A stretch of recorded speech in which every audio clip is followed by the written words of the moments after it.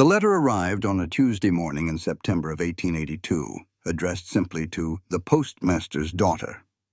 No return address, just rough paper, and words written by hands more comfortable with horse reins than a pen. Clara Foster had sorted thousands of letters in her 22 years. She had imagined the stories behind every envelope, the lives and loves they carried across miles. But she had never, not once, received a letter meant for her. "I have been watching you for 3 months now," the letter began. "Every Tuesday and Friday when I ride into town, I see you sorting through the mail with so much care, as if every single letter holds a story that matters to you." The man who wrote those words was Nathan Ellis, a cowboy from the Double Bar Ranch. He ended with one simple request. If Clara was willing to meet him at the Saturday dance, she should wear something yellow. If not, he would understand and never bother her again. Clara owned exactly one yellow dress, sewn by her mother before the influenza took her 6 years before. She hadn't worn it in over a year, saving it for a special occasion that never seemed to come. But here's the question that will stay with you until the very last word. What happens when a woman who has spent her whole life caring for everyone else finally dares to choose something, someone, for herself? The lesson. Sometimes the biggest moments in life start with the smallest acts of courage. Writing a letter you're terrified to send, or wearing a yellow dress to a dance. Love doesn't always arrive with thunder and lightning. Sometimes it comes in an envelope with no return address, written by someone brave enough to simply say, "I see you." This story reminds us that being truly seen by another person is one of life's rarest gifts. Clara spent years making herself invisible, putting duty before dreams. Nathan's letter didn't just offer romance, it offered recognition. He noticed the way she pushed her hair behind her ear when she was focused. He saw her, not as the postmaster's daughter, but as a woman worthy of love. If this story touched something deep in your heart, tap that like button right now. Drop a comment and tell us, have you ever taken a leap of faith for love? Subscribe and hit that notification bell so you never miss another story that reminds you why courage matters. Your support means the world to this community. That letter showed up on a Tuesday morning in September of 1882. And Clara Foster knew deep in her bones it was about to change everything. She just couldn't have guessed how much her world was about to get turned completely upside down. She was standing there behind the worn-down wooden counter of the Empire City Post Office in Colorado Territory, her hands moving through the morning mail like she'd been doing it her whole life. Her daddy, Samuel Foster, the real postmaster, had come down with a bad fever 3 weeks before that left him too weak to get out of bed in their little house behind the office. At 22, Clara had stepped up and taken over his job without a word of complaint, handling every letter and package with the same care her father always had. Empire City wasn't much, just 300 folks or so, but it was a crossroads town between Denver and the mining camps out west, so there was always plenty of mail coming and going. The envelope that got her attention didn't look like much at first.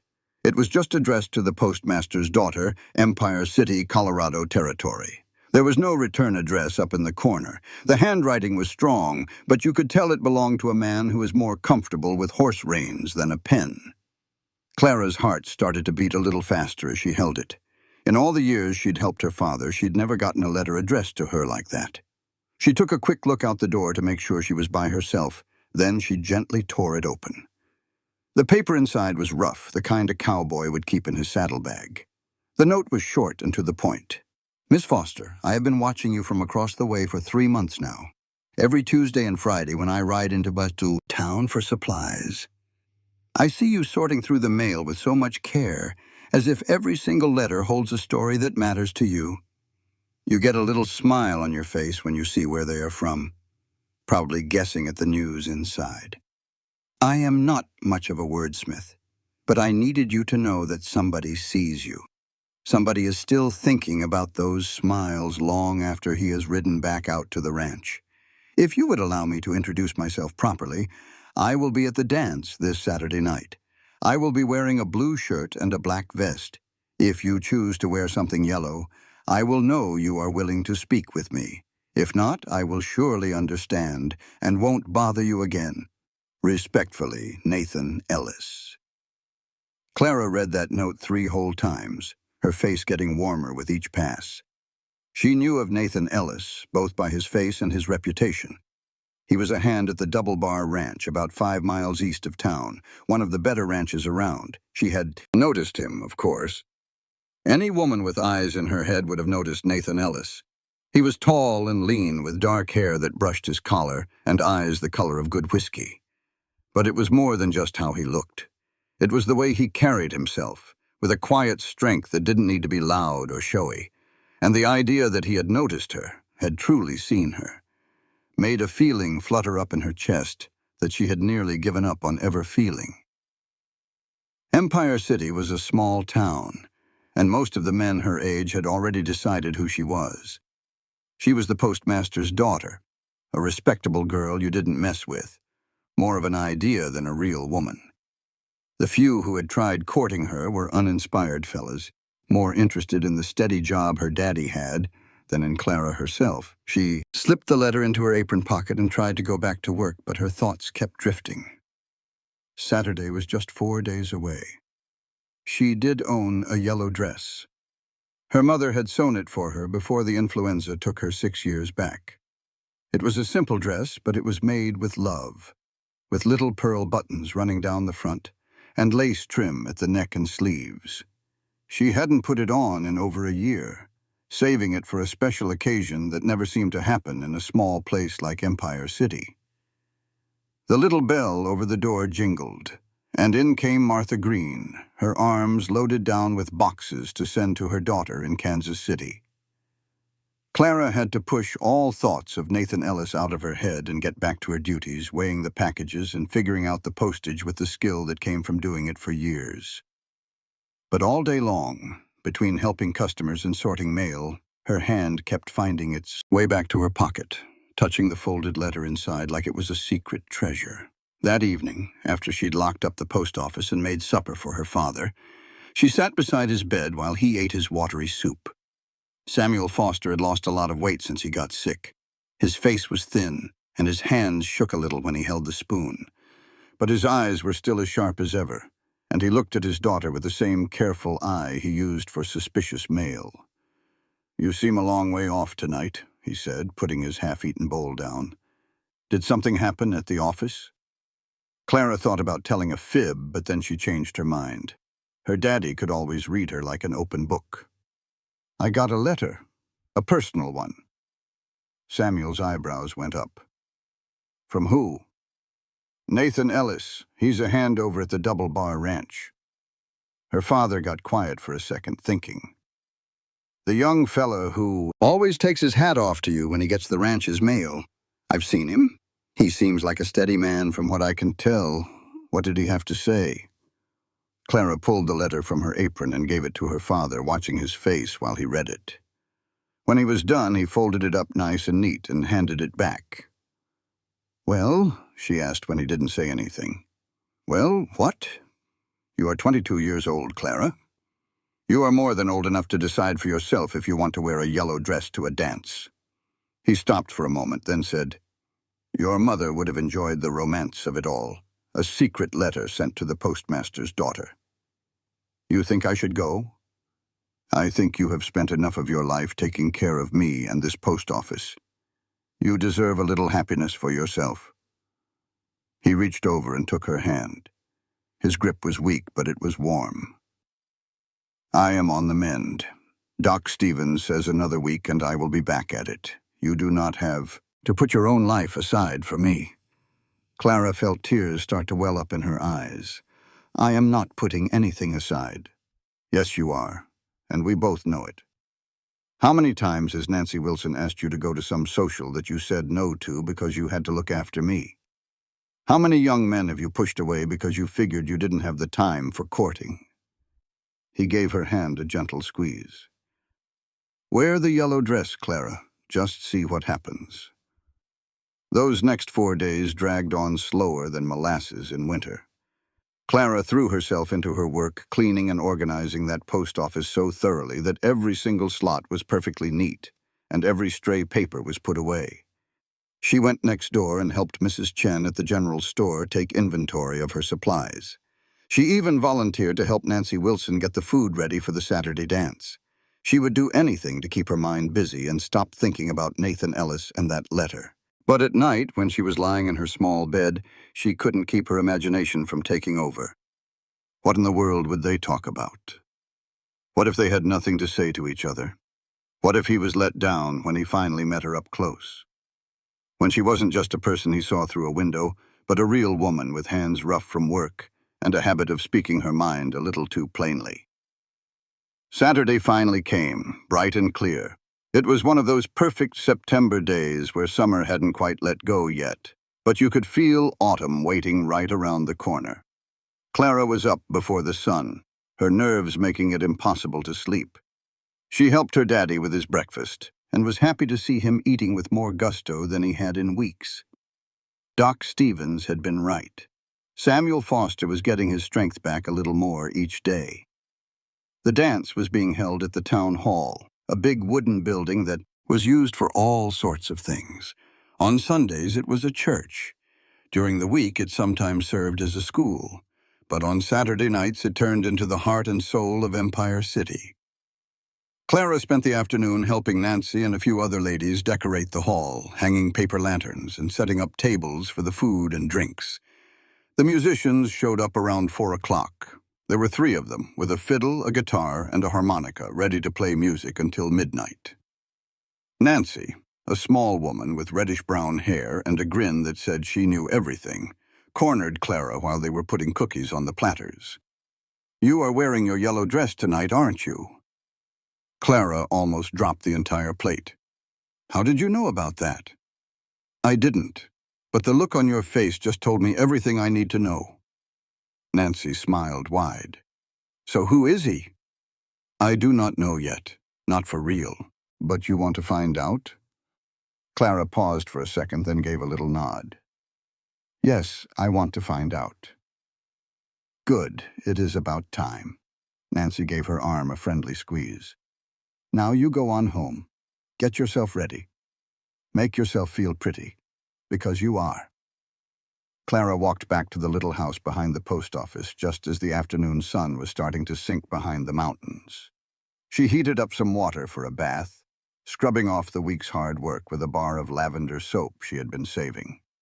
She washed her hair and sat by the open window while it dried, brushing it over and over, until it shined like spun gold in the evening light. The yellow dress fit like a glove, almost as if her mother had known all those years ago that Clara would need it for this very night. She looked at herself in the little mirror hanging over her dresser and barely recognized the woman looking back. She had left her hair down, which was rare for her, and the soft waves tumbled past her shoulders. She put a little rose oil on her wrists and her throat. No jewelry, aside from her mother's plain gold locket. Her father was snoozing in his chair when she went to tell him goodbye, but his eyes fluttered open when she walked in. For a long moment, he just stared at her, and she could see his eyes get glassy. "You favor your mother exactly at that age," he said softly. "She'd be mighty proud of you, Clara girl." Clara leaned down and kissed his forehead. "I promise I will not be out late. You stay as long as you want. I am just fine. I've got my book, a good lamp, and all the time in the world." The stroll to the town hall was less than 5 minutes, but every step felt like it carried weight. Clara could already hear the music kicking up, the cheerful sounds of a fiddle dancing on the evening breeze.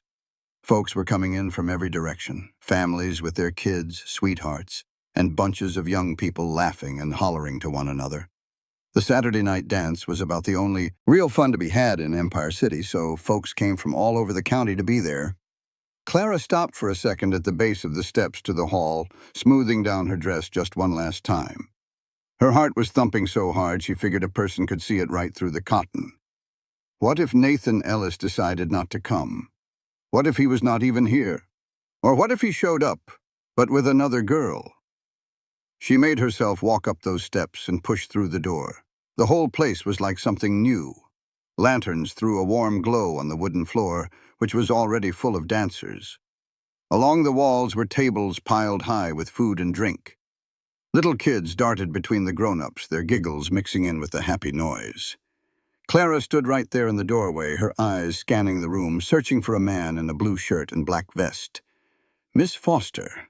She spun around and found herself gazing up at the sun-etched face of Nathan Ellis. He was a good bit taller than she had pictured, with broad shoulders filling out that blue shirt and black vest he had promised. His dark hair was combed neat, still a little damp, and he smelled clean like soap and leather, with something else she could not quite name. A hint of pine, maybe.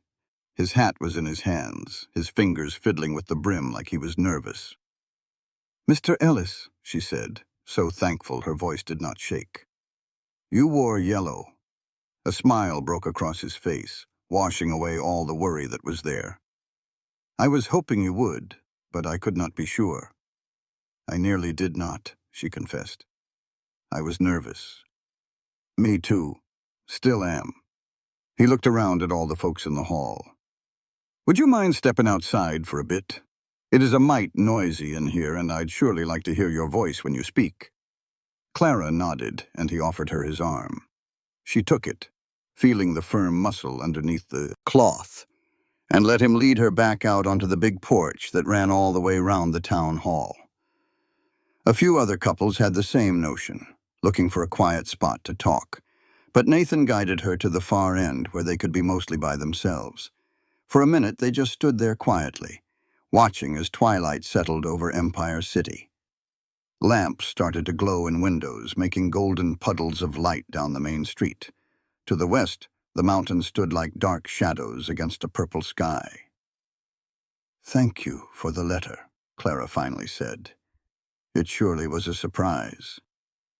I reckon I wrote it 20 times over before I got it right. And even then, I am not certain I said what I was trying to say." He turned toward her, his face full of sincerity. "I have wanted to talk to you for months, but I just could not work up the nerve. Every single time I rode into town, I would tell myself today was the day I would walk right up and introduce myself proper. And every time I would just grab the ranch mail and leave like a yellow-bellied coward. You do not seem like a coward to me. Maybe not about most things, but when it comes to you, well, ma'am, you put a scare in me." He said it so honestly that Clara felt a tightness in her chest just let go and open up. "You still do, a little." "I scare you? Why on earth?" Nathan pushed a hand through his hair, messing up the careful part. "Because the very first time I laid eyes on you, something deep inside me knew you were important. And I've never been any good with important things. I can break a wild horse, work a herd of cattle, mend a fence, and shoot straight. But talking to a woman I cannot get off my mind. That is tougher than any job I have ever had." Clara felt her cheeks grow warm. "You think about me all the time? It is starting to be a real problem. I let 3 calves go unbranded last week because I was off thinking about the way you push your hair behind your ear when you are focused on something." She let out a laugh that was full of surprise and happiness. "That is a very particular thing to notice. I notice things about you.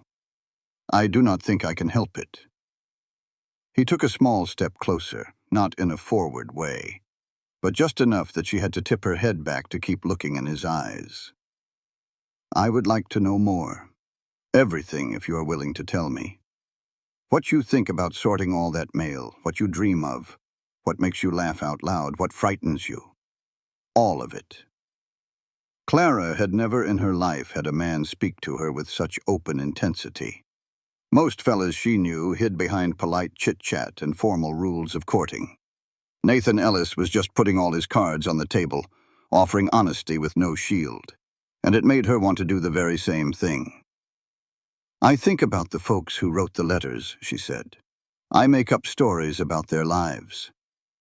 There is a woman in Missouri who writes to her sister here, and she always puts in pressed flowers. I wonder what her garden looks like.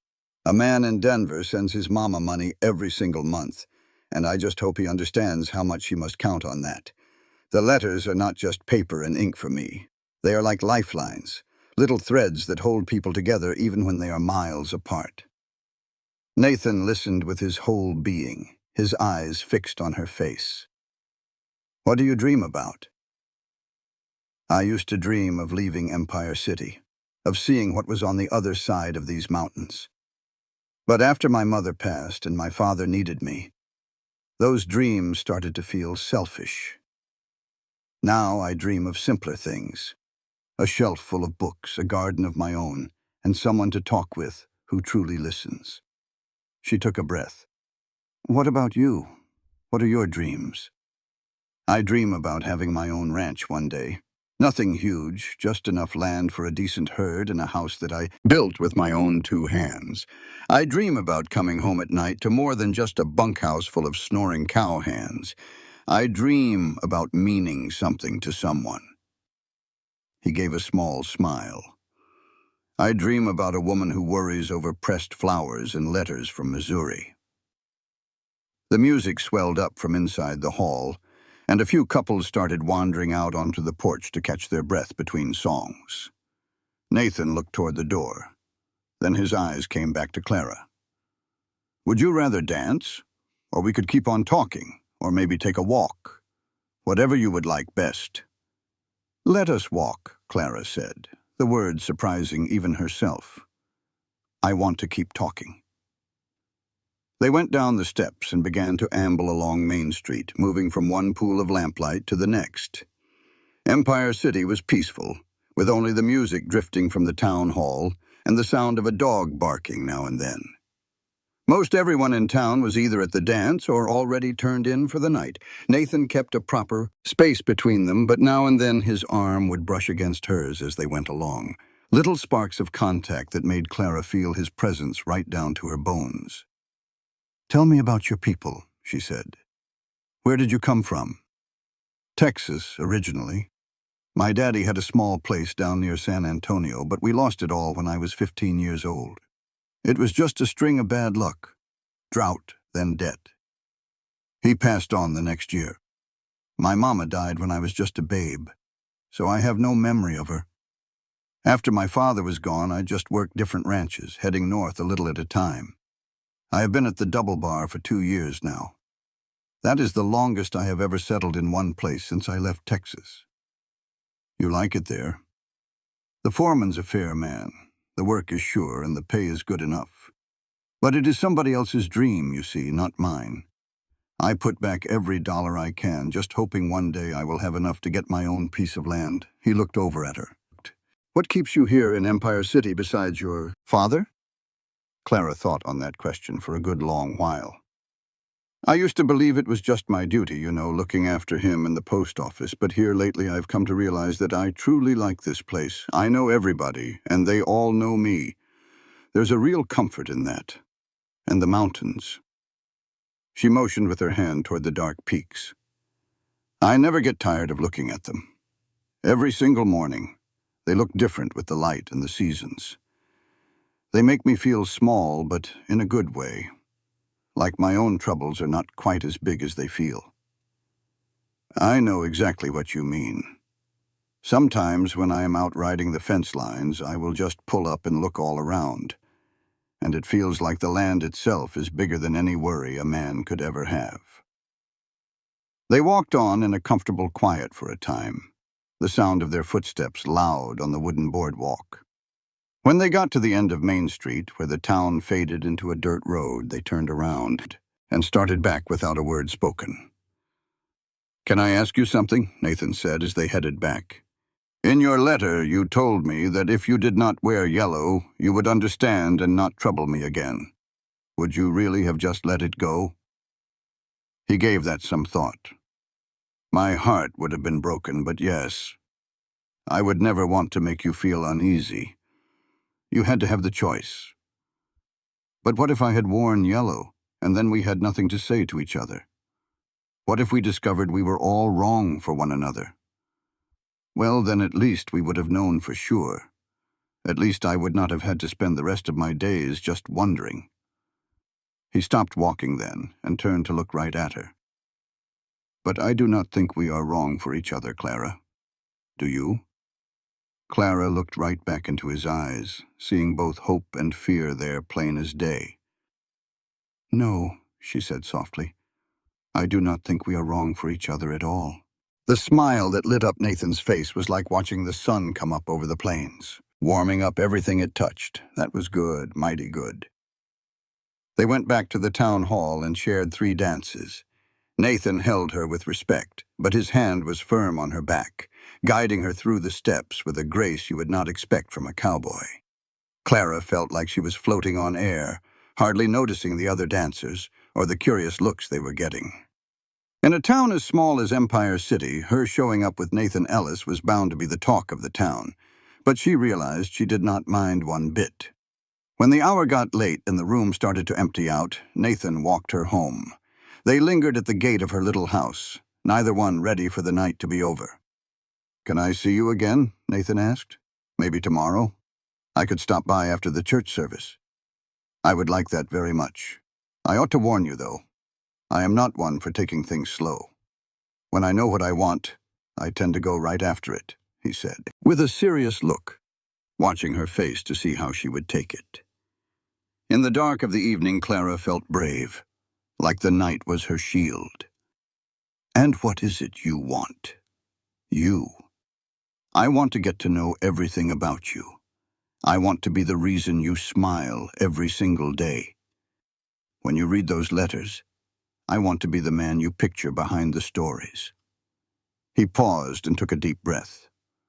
"I know this is moving fast. I know we only just met. But I also know that some things are worth being sure about right away." "I feel the very same way," Clara whispered. "It is both terrifying and wonderful. The best things in life usually are." He reached for her hand, his calloused fingers wrapping gently around hers. "Good night, Clara Foster. I am glad you wore yellow. Good night, Nathan Ellis, and thank you for writing that letter." She stood and watched him walk back down Main Street until his shape was swallowed by the darkness. Only then did she step inside, where she found her father still up, reading in his favorite chair. "You are home late," Samuel remarked, putting his book down with a smile that said he knew exactly why. "Yes." Clara could not wipe the smile off her own face. "Yes, I surely am." The next morning, Clara woke up feeling a buzz of excitement that made it nearly impossible to sit still during the church service. Reverend Morrison gave a sermon on patience and faith that felt like it went on for a whole day. She saw Nathan sitting 3 rows behind her, his hair still a little damp and looking out of place in his Sunday clothes. He caught her gaze and gave her a smile that made her heart do a little flip. After the service, while folks were milling about outside and visiting, Nathan worked his way over to her side. Samuel Foster watched the young cowboy come near with a careful eye. "Mr. Foster," Nathan said, taking off his hat. "I was hoping I might have your permission to take Clara for a ride this afternoon. I give you my word I will have her back before sundown." Samuel looked him over for a long, quiet moment. "You work out at the Double Bar, is that right?" "Yes, sir. Been there for 2 years now." "That is a good outfit. Dan Morrison runs a tight crew." He looked over at Clara, then his eyes went back to Nathan. "You have my permission. But I will hold you to your word about having her home before it gets dark." "You have my word, sir." About an hour later, Clara was sitting next to Nathan on the seat of a borrowed wagon, rolling east out of Empire City. The day was just beautiful, warm but not hot, with a light breeze that smelled of pine trees and dry grass. Nathan handled the team of horses with a natural skill, keeping them moving at a good, steady pace. "Where are we headed?" Clara asked. "There is a place I want to show you. It is about an hour from here, on the far edge of the Double Bar property. Sometimes go there when I need to do some thinking." They talked easy as they rode, the conversation just flowing between them. Nathan told her about his boyhood in Texas, remembering how his father taught him to rope and ride. Clara told him stories about her mother, about the way she used to fill their little house with laughter and warmth, and how her being gone still felt like a real ache in her heart. "She would have liked you," Clara said. "She always told me you can tell the real measure of a person not by what they say, but by what they do when they think nobody is watching. And what is it I do when no one is watching? You notice things, you pay real attention. You wrote me that letter even when you were scared to." She looked right at him. "Those are not small things, Nathan." The place Nathan wanted to show her was a high meadow, nestled between some hills with a clear stream cutting through it, and a view that went on forever. Welad. Flowers were still blooming here and there in little patches, holding on against the coming fall. He helped her down from the wagon, and they walked over to the edge of the stream where big cottonwood trees gave them some shade. "I stumbled on this place my first month at the Double Bar," Nathan said. "I was out tracking a stray calf and just ended up here. It felt like my own little secret." "Thank you for sharing your secret with me." They sat down on the grass by the stream, and Nathan unpacked a simple lunch he had brought along. There was bread, some cheese, a couple of apples, and a jar of cold tea. They ate, and they talked, their conversation moving from serious things to just plain foolishness. Clara found out that Nathan could not carry a tune in a bucket, but loved music all the same. Nathan learned that Clara had read every book in Empire City's tiny library twice over, and was always hungry for more. "What would you be doing if you were not running the post office?" he asked. "I do not know," she said, thinking on the question for a moment. "I have not ever really let myself dream about it." She thought about it seriously. "Maybe I would be a teacher. I like the idea of helping people learn, of opening up whole new worlds for them with books and ideas. You would be a fine teacher. You have a patient way about you, and you explain things so they make sense." He picked a long blade of grass and spun it between his fingers. "When I finally get my own ranch, it is going to need a name. I have been thinking on it for years, but nothing ever felt right. What about Cottonwood Ranch for these trees?" Nathan looked up at the cottonwoods shading them, and then he looked at Clara. "Cottonwood Ranch. I like the sound of that. I like it a whole lot." The afternoon went by far too fast. They walked down the stream, and Nathan showed her the different tracks in the mud, teaching her how to tell the prints of deer, raccoons, and turkeys. Clara gathered some of the late-blooming wildflowers and wove them into a little bouquet. They talked about everything and nothing at all, laying down the kind of foundation that truly connects two people. As the sun started to dip down behind the mountains, Nathan reluctantly turned the wagon back toward Empire City. On the ride back, Clara sat a little closer to him, their shoulders bumping together as the wagon rocked on the rough road. They did not say much, just enjoying the comfortable quiet that had grown between them. "Clara," Nathan said, just as the first buildings of Empire City appeared, "I know this has only been our second day really together, but I need you to know something. I am serious about you, about us. This is not a game to me, and I'm not just passing the time. If that is too much for you or too fast, you tell me now, and I will slow my pace." Clara reached over and put her hand in his, weaving her fingers through his. "It is not too much. I feel the same way." He gave her hand a gentle squeeze, and you could see the relief wash over his face. "Good, because I'm falling in love with you, Clara Foster, and I do not reckon I could stop it even if I tried." "Then please do not stop." Samuel was sitting out on the porch when they pulled up, and Nathan once again helped Clara down from the wagon. He said his goodnights to both of them, promised he would stop by the post office tomorrow, and then drove off as the evening shadows grew long. "You are glowing," Samuel pointed out as Clara sat down next to him. "Am I?" "Like a lantern on a dark night. It is a good thing to see." He patted her hand. "I like that young man. He has honest eyes and a firm handshake. Those things count for a lot." In the weeks that followed, Nathan and Clara settled into a comfortable rhythm. He still came to town every Tuesday and Friday, but now he spent every spare minute he had with Clara. They went on long walks. They sat together in church. They ate supper with Samuel, who was getting stronger by the day and was almost ready to take back his full duties at the post office. Nathan was true to his word. He was serious and steady and completely devoted to Clara. He ordered books for her all the way from Denver, knowing how much she loved to read. She would pack him a lunch on the days she knew he would be working on a distant part of the ranch. They even started writing letters back and forth on the days between his visits, silly little notes that did not say much of anything important, but meant the world to them. One evening in late October, when the first bit of snow had dusted the mountaintops, Nathan showed up at the post office right as Clara was locking up for the night. He looked awfully nervous, holding his hat in his hands and shifting from one foot to the other. "What is wrong?" Clara asked, instantly worried. "Nothing is wrong. Everything is right. So right, in fact, that I need to have a talk with you and your father." Clara's heart started to beat a little faster. She locked the post office door and led Nathan over to their house, where Samuel was in the kitchen getting supper ready. The older man took one good look at Nathan's face and just smiled. "I will put on a pot of coffee," Samuel said. They all sat around the small kitchen table, and Nathan cleared his throat. "Mr. Foster, Clara, I have been doing a whole lot of thinking and planning. I have saved up just about enough money to make a down payment on a piece of land. There is a quarter section for sale about 8 miles east of town.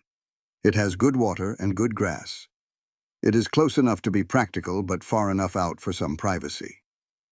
I have already spoken to the bank in Denver, and they are willing to loan me the rest for the land, and for a small herd to get me started." He looked straight at Samuel. "I would like your permission to marry your daughter. I know we have not been courting for very long, but I am as sure about this as I have ever been about anything. I promise you, sir, I will work every day for the rest of my life to make her happy and to keep her safe. I will build her the best house I am able to build. I will make sure she has everything she could ever need." Samuel turned his gaze to Clara. "Well, what is your answer, daughter? Do you want to take this man as your husband?" "Yes," Clara said with no hesitation at all. "Yes, I do. In that case, you have my permission and my blessing." Samuel reached his hand across the table to firmly shake Nathan's. "Welcome to the family, son." Nathan looked at Clara, his eyes shining with deep emotion. "I have not bought a ring just yet. I wanted to ask for your hand properly before I spent good money on something you might not like. But I am asking you for real now. Clara Foster, will you do me the honor of becoming my wife?" "Yes, Nathan Ellis, I will marry you." He rose from his chair and gathered her into his arms, holding her close. Clara could feel tears running down her cheeks, but did not mind one bit. This was pure, simple joy. This was the start of a future she never even knew she was dreaming of. They set the wedding for December, which would give Nathan enough time to settle the land purchase and give Clara time to train a replacement for her father at the post office. Samuel was feeling much better and could handle his duties again. But he was not a young man anymore, and the job was demanding.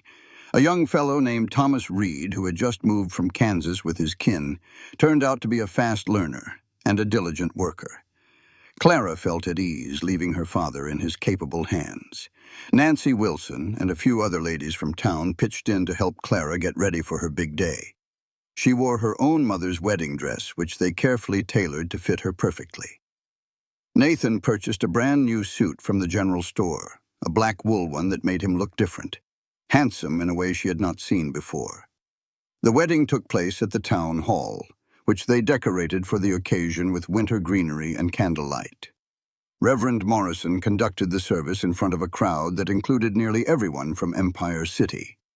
Clara had spent her whole life there, and the townsfolk had watched her change from a little girl into a grown woman.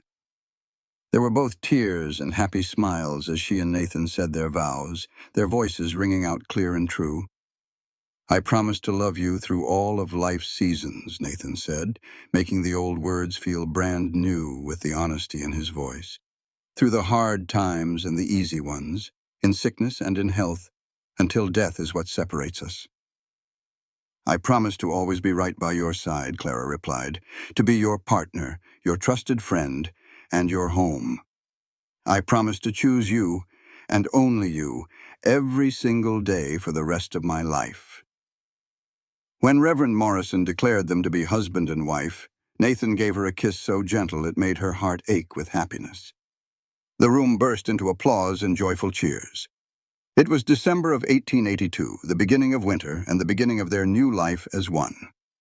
They spent their first night as a married couple in the little house Nathan had been raising on his new plot of land. It was not yet complete, with only 2 rooms, under a roof and a stove for heat, but it was all theirs. He lifted her up and carried her across the threshold, setting her down gently and watching her expression as she took it all in. "It is not a whole lot right now," he said, "but I will make it a beautiful home for you. I give you my word. It is already beautiful because it is our home." She looked at him, feeling a sudden wave of shyness despite all that had happened. "I am so happy, Nathan. Happier than I ever thought a person could be." He drew her in, his hands resting softly on her waist. "Clara Ellis. I surely do like the sound of that. Me too." That evening, inside the small house that would soon grow right along with their lives, their marriage began with tenderness and care. Nathan was gentle with her, mindful of her innocence, and made sure she was comfortable and happy. Clara felt truly treasured for the first time in her life, as if he could see right into her soul and knew her completely. They drifted off to sleep, wrapped in each other's arms as the first snowflakes began to fall, covering their property in a quiet blanket of white. The winter that came was as tough as any winter in Colorado usually is. The snow piled up high and the temperatures fell so low that any water left in a bucket would be solid ice by morning. But inside their little home, Clara and Nathan were building a warm life together. He was up and working from sunup to sundown, tending to the small herd of cattle he had bought, mending fences, and adding on to the house bit by bit. Clara kept a fire going, cooked hearty meals to give Nathan the strength he needed for his work, and started planning a garden for the springtime. She still went to help at the post office a few times each week, not wanting to leave her father all by himself just yet. It kept her connected to the town and the job she had known for so long. Nathan never once complained about the time she spent away, understanding that she needed that connection to her past, even as they were building their future. Then in February, Clara found out she was expecting. She broke the news to Nathan one evening as they sat near the fire, his arm wrapped around her shoulders while they both rested after a long day. "I'm going to have a baby," she said, plain and simple. Nathan became completely still. He then turned to look at her, his face filled with pure wonder. "A baby? Are you certain?" "I am as certain as I can be. I figure it will arrive in the early fall." He held her face between his hands and kissed her forehead, then her cheeks, and finally her lips. "A baby. Our own baby. Clara, I do not think I have the words to say what I am feeling right now. You do not need any words." He laid his hand on her stomach, which was still flat, with the utmost gentleness. "Hello in there. I am your daddy, and I already love you more than I ever knew it was possible to love anything." Clara let out a laugh through a sudden rush of happy tears. "You are going to be an amazing father." "I sure hope so. I want to be. I want to give this child everything that I never had, a steady home, a feeling of safety, and 2 parents who love each other and love their child more than anything." The pregnancy went along smoothly. Clara kept up with her work, although Nathan worried over her all the time, afraid she was doing too much. Samuel was overjoyed at the idea of being a grandfather and was already making plans for the toys he would carve for the new baby. The women of Empire City gave Clara a mountain of advice, some of which was useful, and a lot of which was conflicting. When spring finally came and the snow melted away to show the brown grass underneath, Nathan put the finishing touches on the house expansion. They now had 4 rooms: a bedroom, a small room for the baby, a kitchen, and a front parlor. It was not a grand mansion, but it was built solid and kept the weather out. Clara planted her garden with vegetables, herbs, and the same kinds of flowers her mother used to grow. While she worked the earth, feeling the baby kicking inside her, she thought about the unbelievable turn her life had taken. Single letter. A letter was how this whole new life had begun. "What is on your mind?" Nathan asked, walking up quietly behind her and placing his hands on her shoulders. "I was just thinking how one little thing can change your entire world. If you had never sent that letter, if I had decided not to wear that yellow dress, we would not be standing here right now. I would have found some other way," he said. "I promise you, I would have kept trying until I finally got your attention. You know, I noticed you long before I ever sent that letter." "You did? Of course I did. You did not think I knew you were watching me through that window, did you?" "I am not that clueless." She leaned her head back against his chest. "I just never imagined that a man like you would be interested in a woman like me." "A man like me?" "A dirt-poor cowboy with more dreams than common sense. A handsome, strong, and good-hearted man. A man who could have had his pick of anyone." Nathan gently turned her around to look him in the eye, his expression serious. "I chose you because of who you are. The way you think, the way you look after people, and the way you find stories in everything you see. Those are the reasons I fell in love with you. It was not about your looks, even though I do think you are beautiful. I chose you because my soul knew yours the moment it saw it. That is the most romantic thing I have ever heard you say. Well, I have been practicing." Summer arrived, hot and brilliant. Nathan's small cattle herd grew, and he had to hire 2 ranch hands to keep up with all the work. The Cottonwood Ranch, which was the official name they had chosen, was starting to make a name for itself. The folks in town recognized the brand and knew Nathan Ellis was a fair boss and an honest rancher. Clara's belly grew round with the baby, and while she moved a bit slower, she never once complained. She kept helping out at the post office, but not as often since the summer heat made the trip into town tiring. Nancy Wilson came to visit frequently, bringing food and good company and making Clara laugh with tales of her own pregnancies many years ago. In September, on a day when you could smell rain in the air and the cottonwood trees were just starting to turn to gold, Clara's labor began. Nathan rode hard into town to fetch the doctor and Nancy Wilson.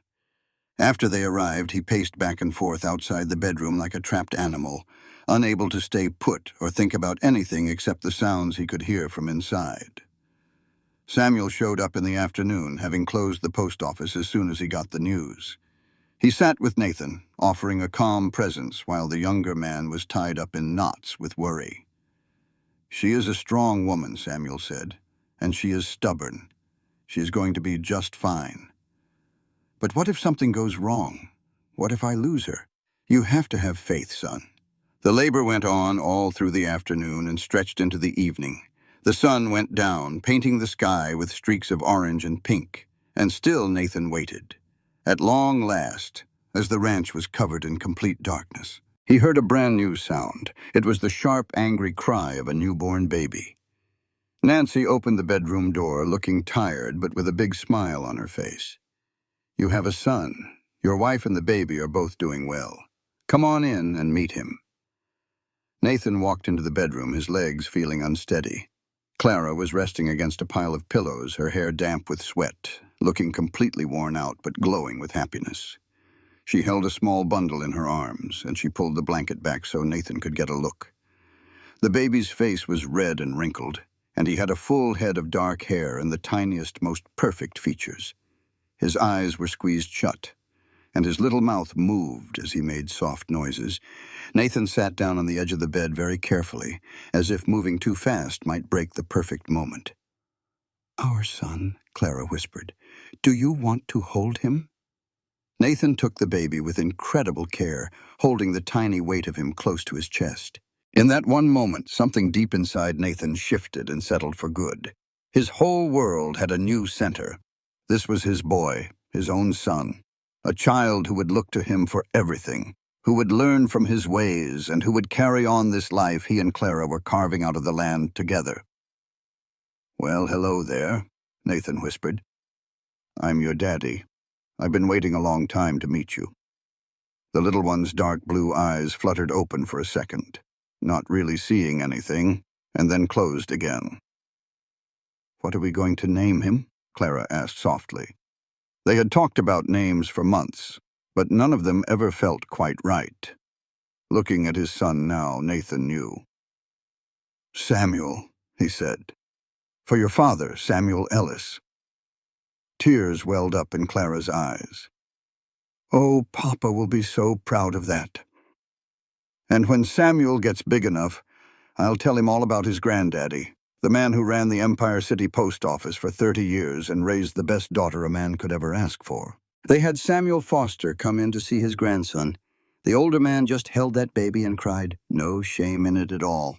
"He looks just like you did when you were born, Clara. Same nose and that same serious look you had. I sure hope he has Nathan's calm way about him. Mama always said I was a fussy baby. You were strong-willed, not fussy. There's a world of difference." Young Samuel did more than just get by. He thrived.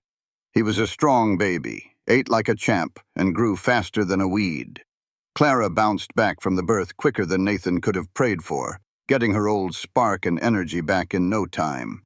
That little house was soon filled with all the noises and routines of a new baby, from crying in the deep of night to little cooing sounds in the day, and the quiet rhythm of rocking and humming. Nathan couldn't remember ever being happier. He'd wake up every morning with Clara next to him and his son sleeping in the cradle nearby. He'd work hard from sunup to sundown building their ranch and their future, and come home every evening to a place filled with warmth, laughter, and a real sense of purpose. This right here was the dream he held on to during all those years of drifting from one ranch job to the next. It was the feeling of having roots, of building something that would last long after he was gone. The years that came after were good years, though they had their share of troubles. Cottonwood Ranch kept on growing. It turned out Nathan had a real knack for ranching, a kind of sixth sense about the cattle and the land that always steered him right. Clara handled their money with the same sharp eyes she used for sorting mail, making sure they never spent foolishly and always put something away. When Samuel was 2 years old, Clara was expecting again. Their daughter arrived in the spring of 1886. She was a tiny, sweet thing they named Rose after Clara's mother. Rose was a quieter baby than Samuel had been, more the type to just watch the world go by than to make a fuss, and she had her mother's honey-colored hair and intelligent eyes. Samuel Foster got to see both his grandkids grow into toddlers. He spent his last years splitting his time between his post office and their ranch. He passed on peacefully in his sleep during the winter of 1887. And while they surely grieved for him, they took comfort in knowing he'd seen his Clara happy and settled. He had held his grandchildren and seen that the love he and his wife had started was carrying on to a new generation. After her father passed, Clara officially took over as postmaster, working there part-time with help from Thomas Reed. She would bring little Samuel and Rose with her some days, letting them play in a corner of the post office while she tended to her duties. Samuel, who was 4 by then, just loved to sort letters into the little boxes, all serious and focused, just like his mother. Rose liked looking at the pictures on the mail order catalogs and packages, studying them like they held some important secret. Nathan kept on growing the Cottonwood Ranch until he owned a whole section of land with several hundred head of cattle. He had to hire on more hands and build them a proper bunkhouse. The little 2-room house they started in had been added on to time, and again until it was a fine home with 6 rooms, a big wide porch, and a root cellar for keeping things cool. On the evening of their 5th wedding anniversary, Nathan and Clara stood on that porch. They watched the setting sun paint the mountains in shades of gold and deep purple. Samuel and Rose were fast asleep inside, worn out from a full day of playing. The air was warm and smelled of all the things blooming in the early summer. "Do you ever think about that first letter?" Clara asked, leaning her head on Nathan's shoulder. "Sometimes I still have it, you know. Kept it." "You did? But why?" "Because writing it was the bravest thing I'd ever done. I wanted a reminder of that feeling." He was quiet for a moment. "You still have it?" Of course I do. It's in my mother's old jewelry box with every other letter you ever wrote me. I'll be... I never knew you kept them. All of them. Every last one. She turned to look him in the eye. They're our story, Nathan. From that first one, to the ones you'd send when you went to Denver on business, even the silly little notes you leave for me when you ride out to check the herd before dawn. They are our history. Maybe we should give them to the children one day, so they'll know how their mama and daddy fell in love.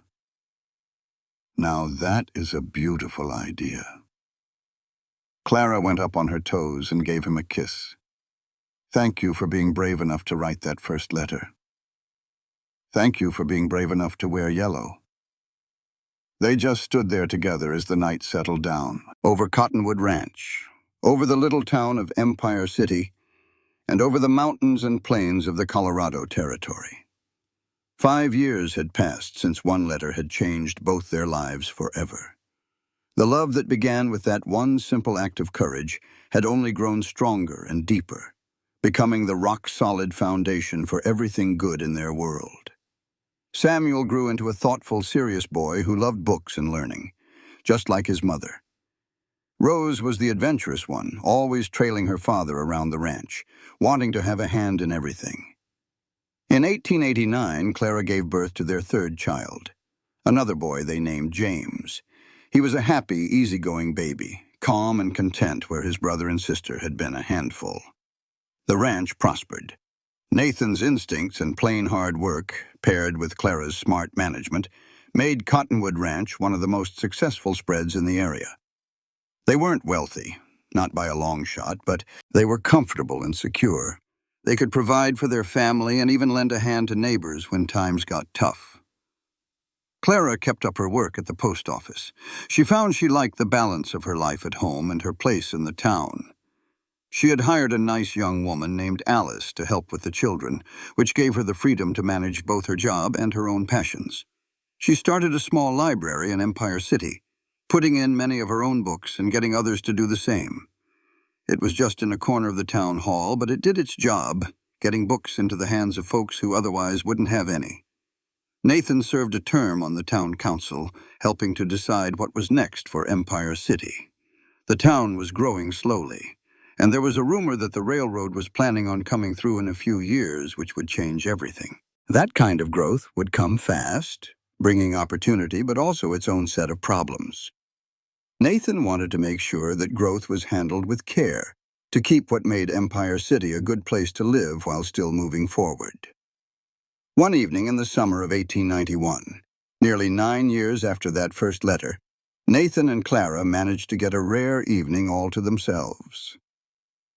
Alice was watching the children, so they rode out to the high meadow where Nathan had taken Clara on their second day together. The cottonwood trees were bigger now, their leaves full and green, and the creek still ran clear and cold over the rocks. They laid out a blanket and stretched out on their backs, just watching as the first stars started to pop out in the darkening sky. "Do you ever wish your life had gone a different way?" Nathan asked, his voice quiet. "You could have left Empire City, seen the world, maybe married some fella with more learning, someone who could give you fine things." Clara rolled over on her side to look at him. "Never. Not for one single second. This life, right here with you, with our children on this land we're building from scratch. This is exactly what I want. It's hard sometimes, I know. You work long hours, and we've got more worries than we have comforts. But that's what makes it ours.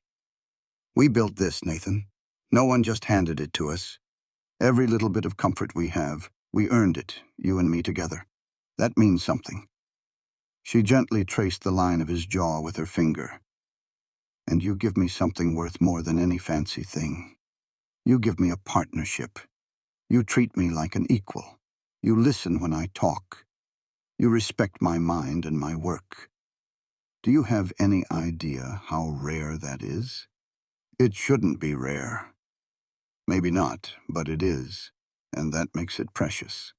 She kissed him, a soft and simple kiss. I love you, Nathan Ellis.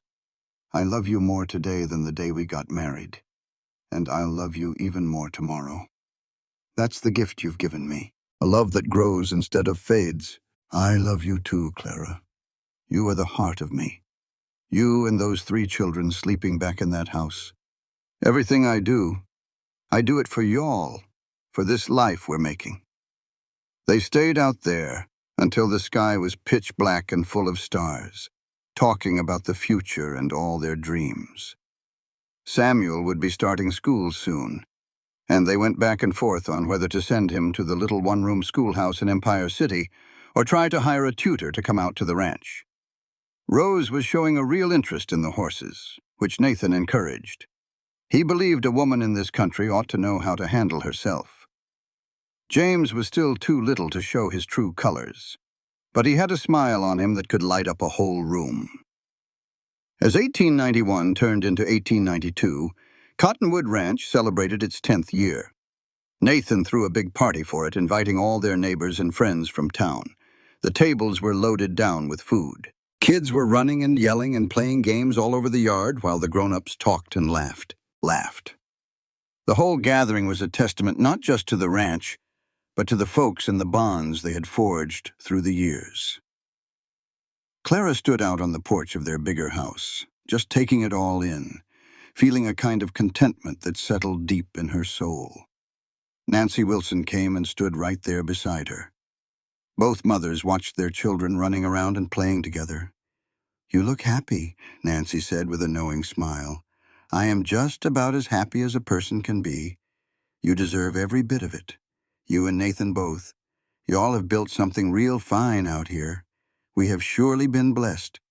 Blessings had little to do with it. Y'all worked for it. You were clever. You chose one another, and then you kept on choosing one another." Nancy gave Clara's arm a gentle squeeze. "Now that is not a blessing. That is pure commitment." Nathan came up on Clara's other side, wrapping his arm around her waist. "What are you 2 ladies talking about so seriously?" "Life," Clara answered. "Love, all the usual deep subjects for a big get-together. Somebody has to keep things from getting too silly." She rested her head against his shoulder. "Thank you for making this happen, for all of it. You are more than welcome, though I reckon I am the one who ought to be thanking you." They stood there watching their guests, their kids running wild with pure joy, and their land stretching out all around them. A whole decade had gone by since a simple cowboy wrote a letter to the postmaster's daughter. The life that had sprouted from that one brave act was more wonderful than either of them could have ever dreamed. The years kept on rolling past, bringing with them their own share of changes and growth. Samuel turned out to be a remarkably smart boy, and when he was 10, Nathan and Clara had to make the hard choice to send him to a boarding school way out in Denver. It was not that they wanted him gone, but they knew he needed chances they just could not give him there on the ranch. Samuel himself was thrilled about the idea, hungry for all the learning and new sights he could find. Rose blossomed into a strong young woman who could ride a horse as good as any ranch hand and had a natural way with animals. She started helping her daddy train horses, showing a patience and an instinct that made Nathan swell with pride. She had no time for what folks called feminine things, much preferring leather and denim over dresses. Clara always backed her daughter's choices, thinking back to how she sometimes felt penned in by what society expected. James was the gentle heart of the family, fascinated by plants and all things that grew. He would spend hours with his mother out in her garden, learning the names of every herb and flower, and figuring out what each one needed to flourish. He often talked about wanting to be a doctor one day, so he could help folks heal. Then, in 1895, Clara gave birth to their 4th and last child, a little girl they named Grace. She was a complete surprise, arriving when Clara was 35 and figured her days of having babies were over. But Grace was a pure delight from the moment she drew her first breath. A happy infant who grew into a sweet toddler that could charm the boots off of anyone she met. Nathan turned 40 that same year. He was still strong and able, but he was starting to feel the toll of all those years of hard work. His back would ache on chilly mornings, and his hands would get stiff now and then, but he was deeply satisfied with the life he had built. Cottonwood Ranch was doing well and turning a good profit. His children were healthy and full of life, and his wife could still make his heart skip a beat with just a simple smile. One afternoon in the late fall, Clara was minding the post office when a young woman walked in holding a baby. She looked tired from traveling and scared, her dress covered in dust from the road. Clara knew the look right away. It was someone running from trouble. "Can I help you?" Clara asked in a soft voice. The woman paused for a moment, then said, "I'm looking for a job, any kind of job. I can clean, cook, sew, just about anything." "What is your name?" "Sarah.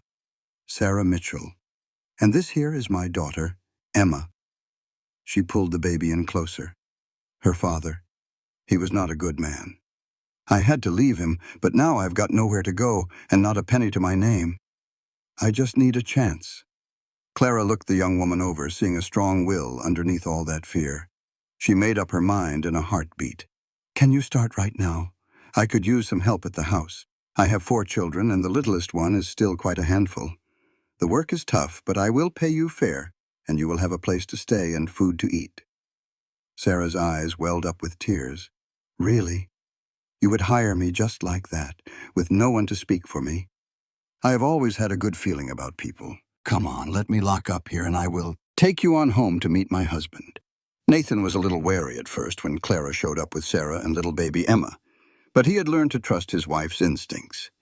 They gave Sarah a small room just off the kitchen and put her right to work.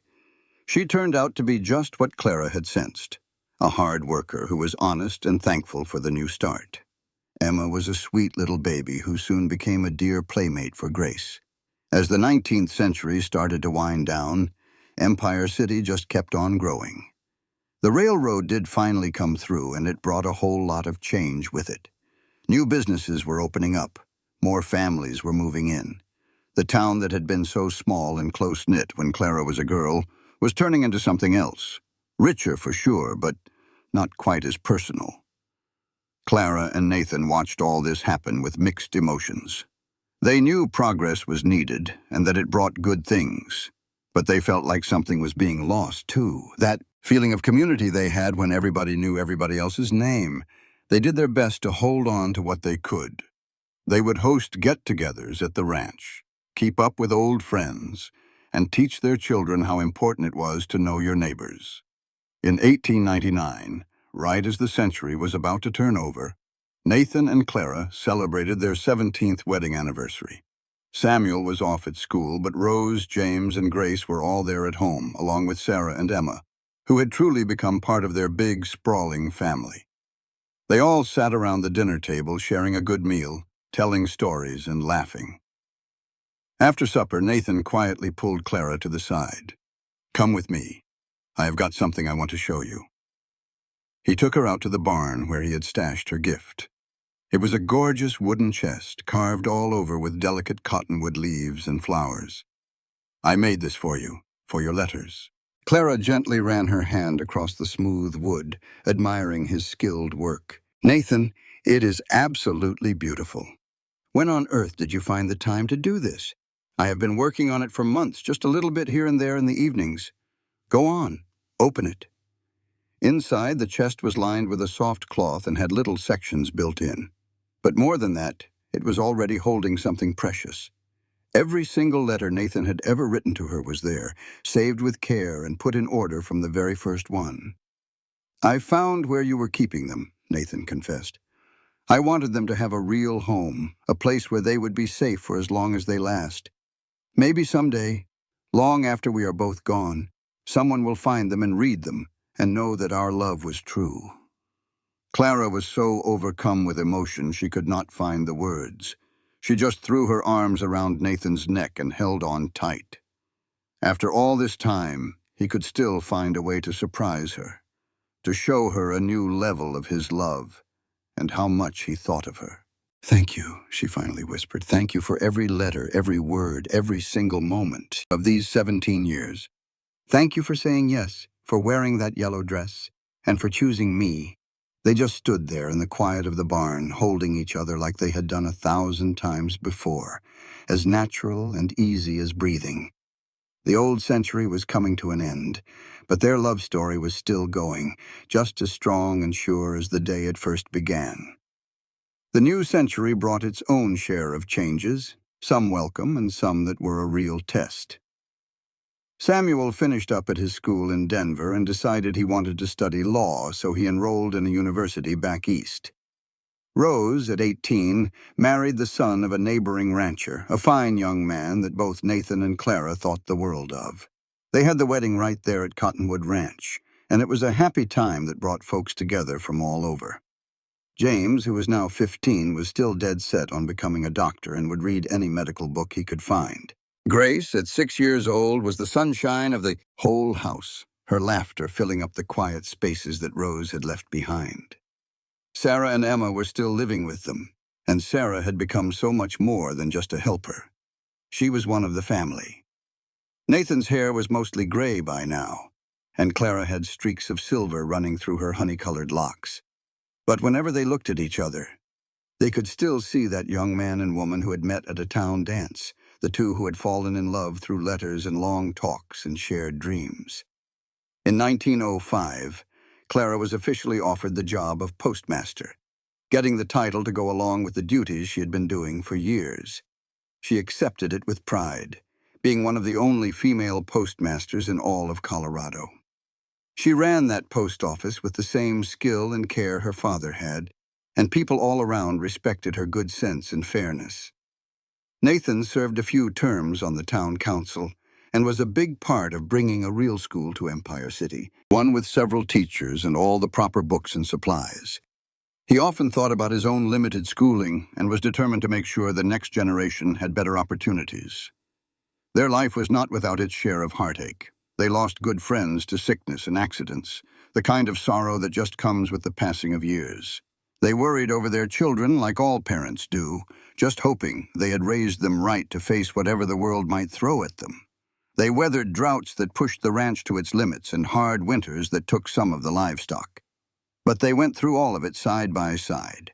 Theirs was a partnership started in love and made stronger with time. In 1910, Nathan and Clara marked their 28th wedding anniversary. Their children were all grown up or just about. Samuel was a lawyer practicing in Denver, married to a nice woman from Philadelphia that they both liked quite a bit. Rose had already given them 2 grandchildren and was pregnant with their 3rd child. James was deep in his medical books, a young man with a clear path. And Grace, only 15, already had her heart set on teaching. That evening, tucked into the bed inside the home they'd built board by board, Nathan held Clara close. 28 years. It felt like a lifetime and the blink of an eye all at once. He said every day had been full to the brim. "Do you still remember that first letter?" she whispered. "Every single word. I could say it back to you right now. I was just a bundle of nerves writing it. I was sure you'd think I was a fool. I nearly started crying when I read it. Nobody had ever looked at me that way before. Really and truly looked at me." Nathan gently kissed her forehead. "I still see you. Every single day, I see you. You are the most amazing woman I have ever known." "We've had a good life, haven't we?" she asked. "The best one," he answered. "Better than I ever had the right to dream of."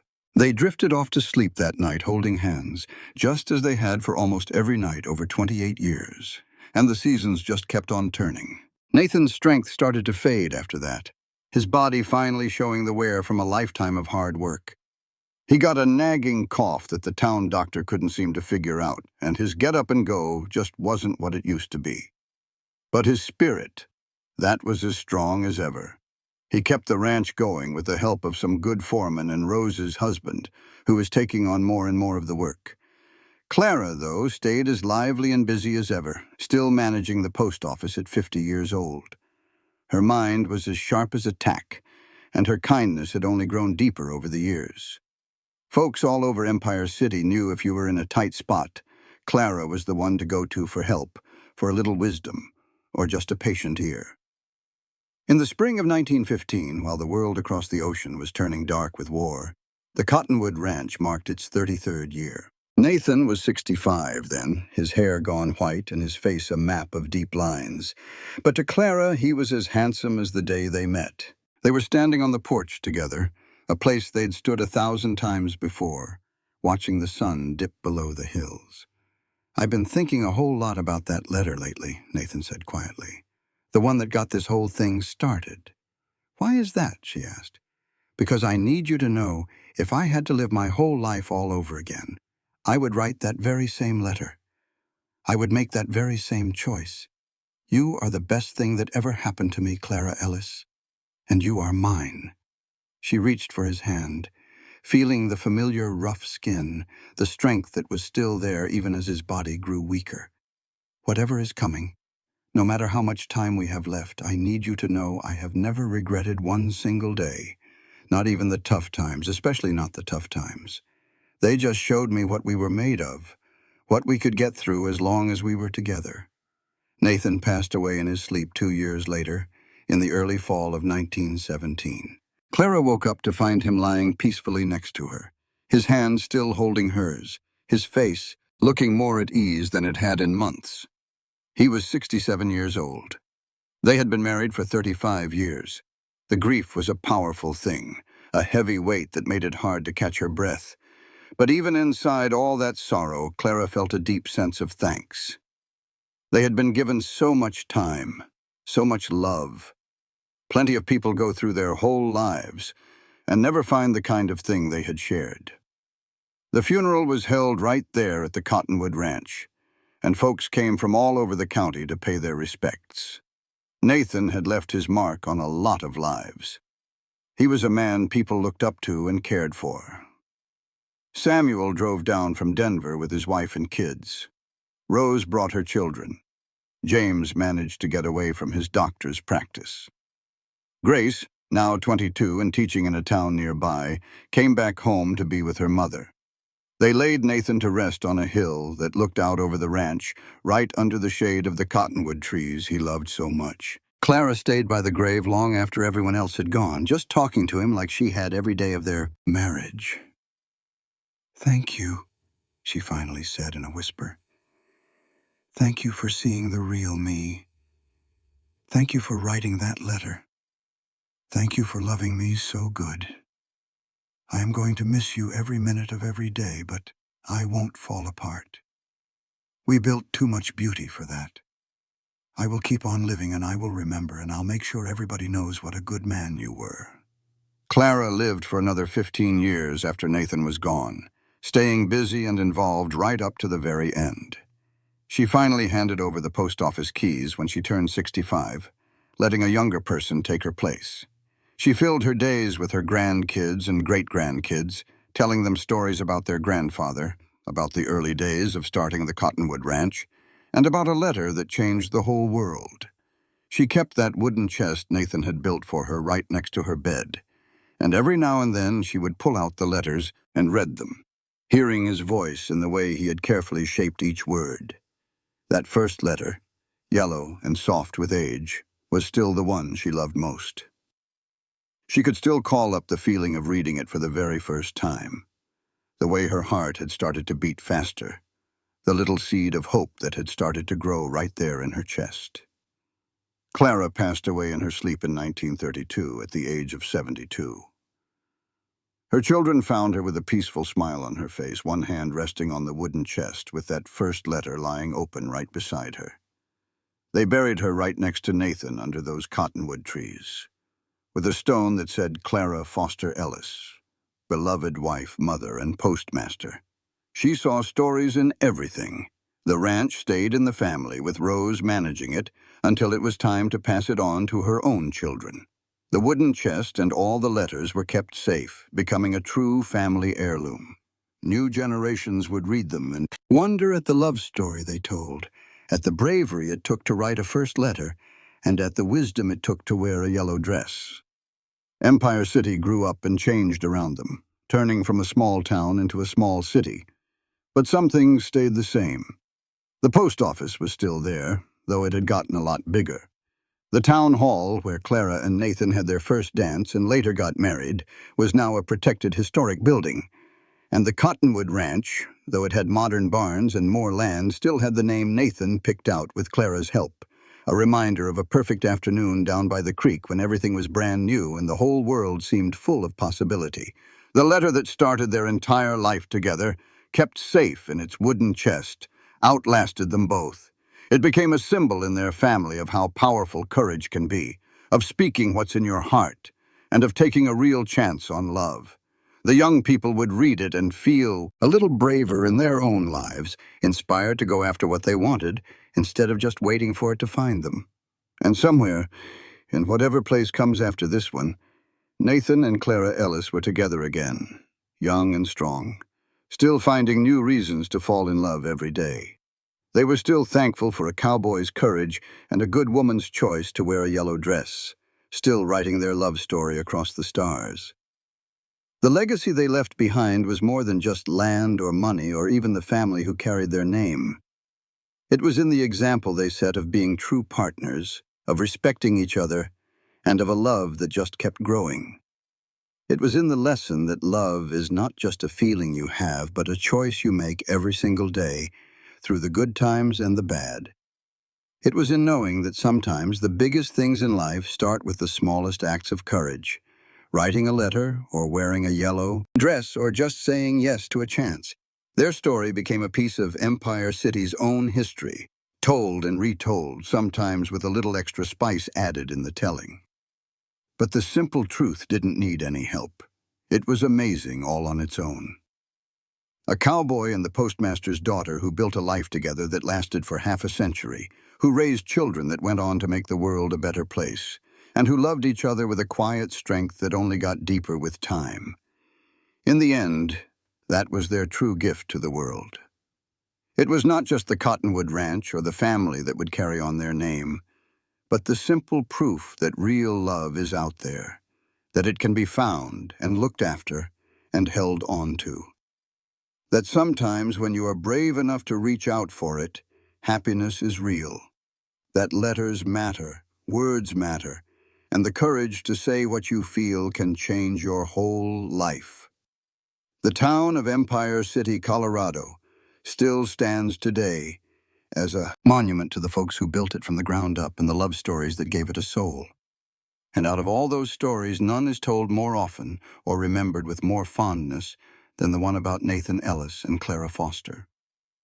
Their love started with a single letter and never really ended, its echo traveling through time, encouraging every new generation to be brave, to speak their own truth, and to believe in the life-changing power of love. This content was carefully researched, developed, and manually edited by our team to deliver meaningful stories with valuable life lessons. Every narrative is crafted to entertain, inspire, and empower our audience. We believe that great stories can change lives, and we are committed to bringing you content that matters. Thank you for being part of our community.